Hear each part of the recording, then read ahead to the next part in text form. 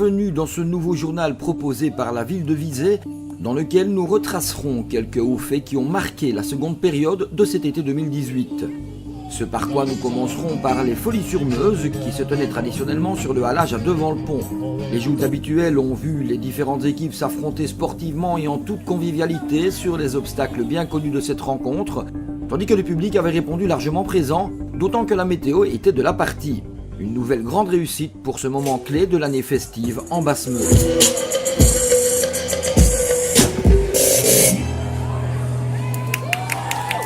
Autre moment important et toujours apprécié, la fête d'été des anciens arbalétriers, qui a vécu comme chaque année au cours du deuxième week-end d'août, à l'occasion de la Saint-Georges, saint patron de la Gilde des Bleus. On signalera que 4 nouveaux étendards ont été sortis pour la première fois autour de la statue de Saint-Georges, en remplacement de ceux qui avaient déjà 40 ans. De nouvelles bannières en tissu damas très rares et difficiles à trouver, qui pour l'anecdote, ont été dénichées à Venise après 4 ans de recherche. Le 15 août avait lieu la brocante annuelle de Lorette et ceux qui y seront passés auront peut-être remarqué cette belle exposition de vieux tracteurs. Une initiative privée qui a connu son petit succès et que nous ne pouvons que saluer.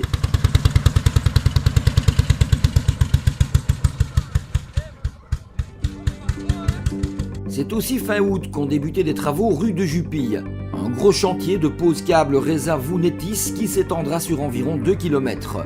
Notons que la ville avait eu la bonne idée de convenir avec l'entreprise chargée des travaux d'avancer au maximum sur le tronçon critique de la rue afin de limiter les dégâts de circulation lors de la rentrée scolaire.